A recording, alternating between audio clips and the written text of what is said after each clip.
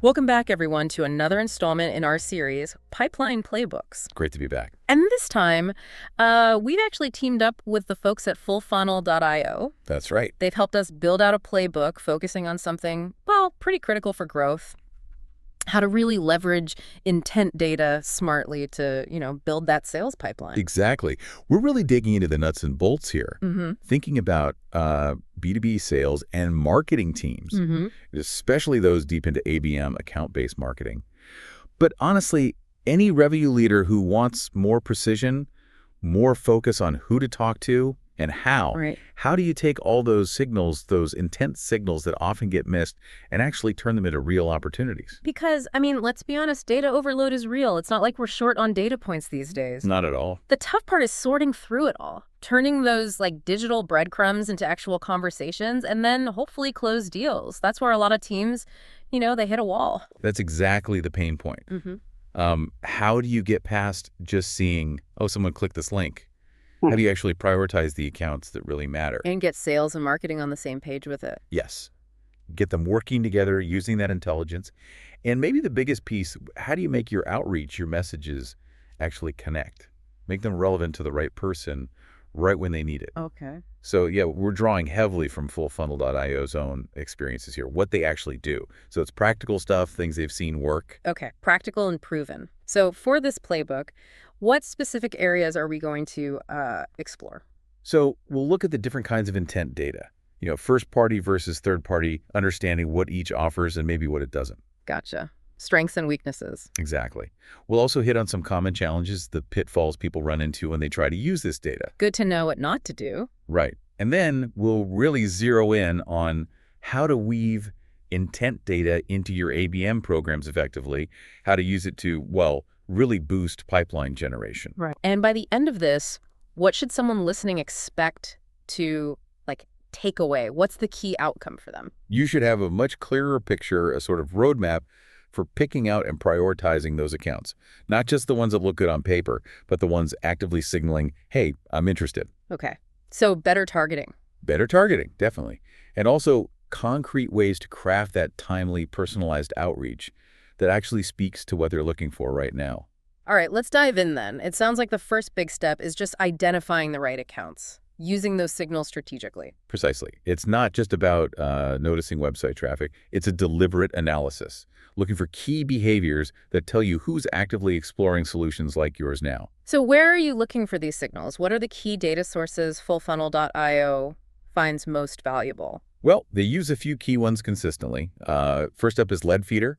That's huge for seeing which companies are visiting their website. Even if they don't fill out a form. Exactly. Even the anonymous visitors. It gives you that immediate insight layer. Okay, that makes sense. A starting point. What else?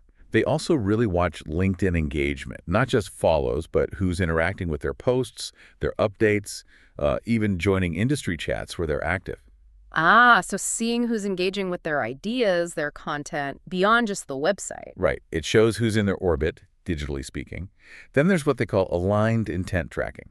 Aligned intent tracking. Yeah, basically tracking who's engaging with their more, let's say, bottom of funnel content. Okay, like what? Case studies, pricing. Exactly. Case studies, pricing pages are big ones, maybe product demo pages, stuff that suggests a deeper interest, maybe a more immediate need. Right, that's someone seriously evaluating options. You got it. And finally, they use keyword tracking. So identifying companies where people are searching for terms like ADM agency or ABM consultant, things directly related to what they offer. Capturing that active research phase. So you put those pieces together, the site visits, the LinkedIn activity, the deep content engagement, the keyword searches. And you get a much fully picture of who's likely in market. That's the goal.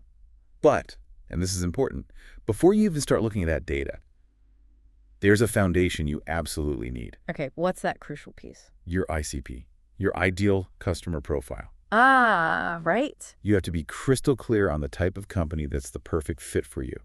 Without a solid ICP, you'll just chase signals from accounts that, maybe aren't really right for you long term. That's a great point. Know who you're looking for before you start looking. And I think we actually have another playbook specifically on building that ICP, right? Yeah, definitely worth checking out if your ICP isn't nailed down. Okay, so assuming you have that solid ICP, all right. The next step is taking those accounts showing intent and segmenting them. making it actionable.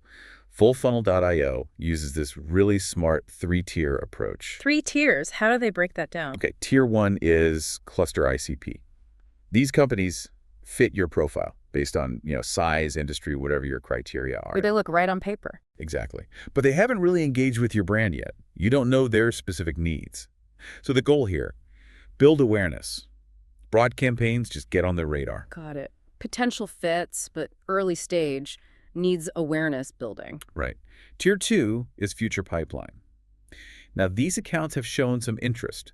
They've crossed an engagement threshold. Like what? Multiple visits, downloaded something? Yeah, maybe spent, say, 10 minutes on key pages a few times or grabbed a white paper. They know your brand exists, but their specific pain points? Still a bit fuzzy. Okay. So these are perfect for nurturing. Targeted campaigns to uncover their challenges, tailor your approach later. Sales should start doing some digging here too, research, mapping out who's who. So warmer leads need more discovery. Precisely. Then tier 3, active focus. This is where the intent signals are loud and clear. Okay, hot list. Basically, yeah. They fit the ICP. Yeah. And they're showing obvious buying behavior, hitting those product pages, pricing, maybe asking for a consult. You might even know someone there already. These are the accounts sales needs to prioritize. Focus their energy here to drive actual opportunities. Where the data really points to a current need. Makes sense. Absolutely. And to make this work, you need both first-party and third-party data. Quick refresher on the difference. Sure. First-party is your data. Website visits, form fills, webinar signups, stuff you track directly. Think Dealfront tracking that in real time. Okay, stuff happening on your turf. Right. Third party is external stuff. G2 review. Maybe they just posted jobs indicating a new project, news about funding rounds. It adds context from outside your ecosystem. So what they do with you and what they're doing out in the world. You got it. And the really cool part is the segmentation isn't fixed. It's dynamic. Meaning it changes in real time based on what accounts are doing. A cluster ICP account suddenly starts hitting your solution pages. Boom, they might move up to active focus. So it adapts as their interest level changes. Constantly. And for those active focus accounts, the goal is simple. Generate sales opportunities. Integrating this with your CRM is key here, so you can track everything, spot those warm leads, and make sure sales jumps on them. Okay, so how do you actually build these lists? Tools, processes? How does fullfunnel.io manage it? They rely heavily on Leadfeeder by Dealfront for this. It tracks and analyzes those company website interactions like we mentioned. Right. And by connecting Leadfeeder to their CRM, a lot of that tier categorization can be automated based on how intensely they're engaging. So Leadfeeder sees a company hitting the pricing page 3 times and flags it as active focus automatically. Pretty much, yeah. Yeah. Or if they're mostly reading blog posts, maybe they start as future pipeline.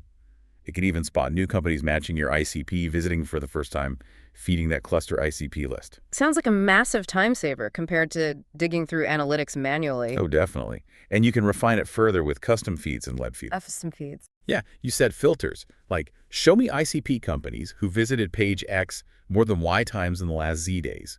Filter by firmographics, quality of visit. You build specific feeds for each tier. So a feed just for active focuses manufacturing companies in North America. Exactly like that. And within the feed, you can quickly check the company details to confirm they fit the segment. You can even add tags like Tier 1 priority for more granular tracking. Okay, very cool. So you've used the tools, identified, segmented. What's the next move to turn data into pipeline? Right. So once you have those segments, especially active focus and maybe the top end of future pipeline, the next vital step is deep account research. More than just the intent signals. Way more. Fullfunnel.io really stresses understanding these priority accounts, their strategy, recent news, mergers, funding, and crucially, who are the decision makers, the buying committee. So layering business context onto the digital behavior. Exactly. You're identifying stakeholders, mapping the committee. You're looking at company announcements, hiring trends. Are they hiring salespeople? Maybe they're growing. Market movements affecting them. Plus, checking their engagement history with you. Sounds like detective work. Where does all that info live? They centralize it in a tracking spreadsheet. So sales has that complete picture, that 360 view. Before they even think about reaching out, it's about informed engagement. Smart. Go in knowing something relevant, not just a cold pitch. And there was a LinkedIn tip in there. Oh, yeah. Super useful. Right from Leadfeeder, you can often click through to the company's LinkedIn page. Instantly see if you or a colleague has a first-degree connection. That warm intro. Gold. Definitely a good shortcut. Okay, research the segments. Now, how do you decide which ones actually get pushed into the CRM for sales to actively chase? Clear engagement criteria. That's key. FullFunnel.io only moves accounts to the CRM if they hit a specific activity threshold showing real buying intent. Like what specifically? It's a mix. Depth and frequency of site visits, Yeah. the type of content they engage with, bottom funnel stuff. Did they respond to any marketing? Any explicit signals like requesting a quote, a demo? So it's not just any interest, it has to signal they're likely in an evaluation phase. Precisely. Set those criteria clearly. It keeps sales focused on the accounts most likely to convert, stops them wasting time on tire kickers. Okay, makes sense. Prioritized researched accounts are now in the CRM. How do sales and marketing work together smoothly now, using all this intent data? Yeah, this alignment piece is absolutely critical for what they call account velocity, moving accounts through the pipeline efficiently. Right. You need to qualify those cluster ICP ones quickly to find the gems. Exactly, and get the promising ones to active focus where sales can really engage. It needs to be a smooth handoff, a shared understanding. So how do they make that happen? Avoid silos. A big part of it is regular weekly pipeline review meetings. It's a dedicated time for sales and marketing to look at the intent data together. Review account categorization is this really active focus or still future pipeline. Align on priorities. And marketing shares insights to help sales craft better outreach. Sounds like a good rhythm, breaking down those walls. It really is, and they structure it like a weekly sprint, which seems really effective. A focused 60-minute meeting on Mondays. Clear roles. SDRs share insights from calls, AEs update on deals, RevOps brings engagement data, and the ABM lead pulls it all together and sets the priorities for the week. A sprint approach. What comes out of that meeting, like tangible actions? Oh yeah, very specific things. SDRs might ask marketing for a specific blog post to nurture an account. Marketing might plan targeted ads for key cluster accounts. SDRs get precise tasks, not just follow-up, but reach out about X based on their visit to Y. AEs get clear next steps for their deals. So it's a working session, not just a review. Drives actual work for the week. Exactly. It's agile. Keeps everyone focused on the best opportunities surfaced by the data. Strategic alignment, week by week. And they mentioned dynamic lists versus static ones. Yes, crucial point. Don't just make a list of, say, the Fortune 500 and stick to it forever. Right. Your ABM lists need to live. Update constantly based on your ICP and real-time engagement signals. Who's actually showing interest now? Tools like Dealfront's connected lists help manage these dynamic, data-driven lists. So the list reflects current reality, not just a plan made months ago. You got it. Strong alignment, dynamic lists. That's how you speed things up and drive more revenue. Okay. Identified, aligned, targeted. Now the outreach itself.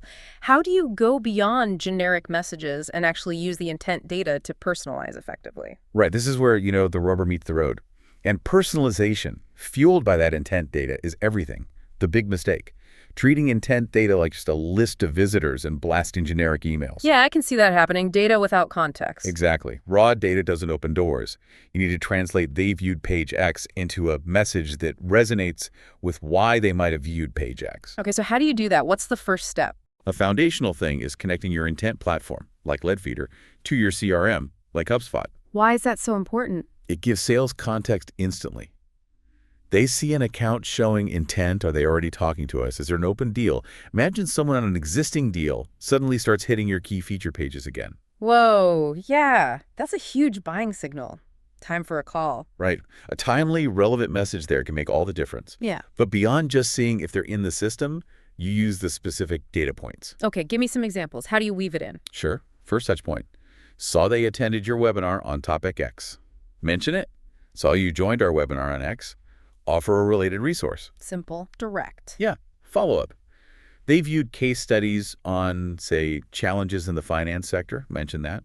Notice you were looking at our work with finance companies. Are you exploring solutions for specific challenge? Or maybe you see activity from a new department in a current client company. Ping your main contact. Hey, saw some folks from your new department checking us out. Any internal expansion happening we could help with? So you're showing you noticed their specific actions and are thinking about their potential needs. Precisely. And Leadfeeder Insights can even help you, like gently test a hypothesis.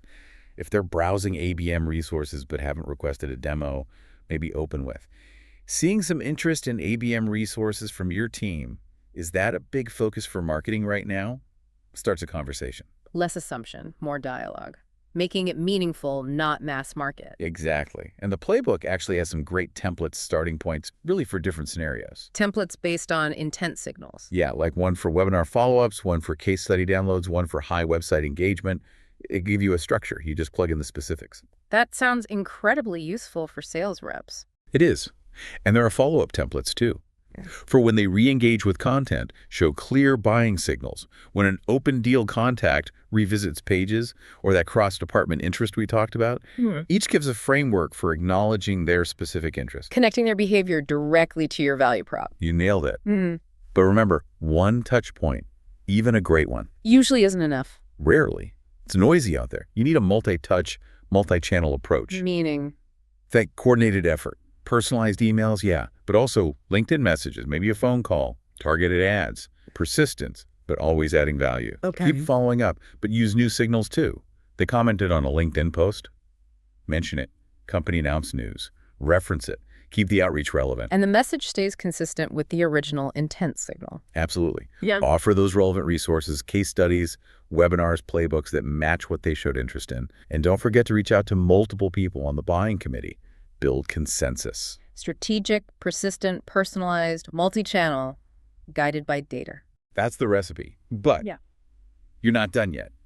You have to measure and optimize. Right. How do you know if it's actually working? What do you track? Yeah, a great ABM strategy is never finished. It needs constant tweaking based on data. You got to track conversions. Like what specifically? Which touch points, which channels get responses? Are those active focuses accounts actually moving forward? Are they closing? You need to look at the whole funnel. From initial signal to closed deal, seeing where intent-driven actions make a difference. Exactly. Look for patterns, what's working, what's not.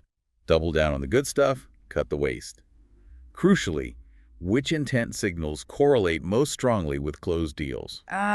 So not all signals are equal predictors of success. Definitely not. Figure out which ones really matter for closing business and prioritize accounts showing those signals even more. And then adjust based on what you learn. Constantly. Test your messaging, subject lines, calls to action. Test your follow-up cadence. If email outreach is crushing it but LinkedIn isn't, maybe shift resources. It's iterative. Test, learn, optimize sounds familiar. It is. And don't forget to talk to your sales and marketing teams. Get their feedback. What are they seeing on the ground? What's resonating? Use that qualitative insight, too, to keep refining your playbook. So wrapping this all up, what are the big takeaways, the core benefits of doing intent data this way? Well, when you get structured about it, you get much more strategic targeting. You focus sales on the accounts actually showing intent, the ones most likely to buy. That means more efficiency, better win rates. And it seems like it really helps bridge that sales and marketing gap. Huge benefit there. Better alignment means smoother handoffs, faster pipeline velocity. Everyone's rowing in the same direction, using the same intel. It leads to, frankly, better conversations, stronger relationships, and ultimately, more revenue growth. Makes perfect sense. So for everyone listening, maybe the question to ponder is, what's your biggest challenge right now in finding and prioritizing those high potential accounts? Could using intent data more strategically, like we've discussed, be the key to unlocking more focused, more effective pipeline generation for you? Definitely food for thought.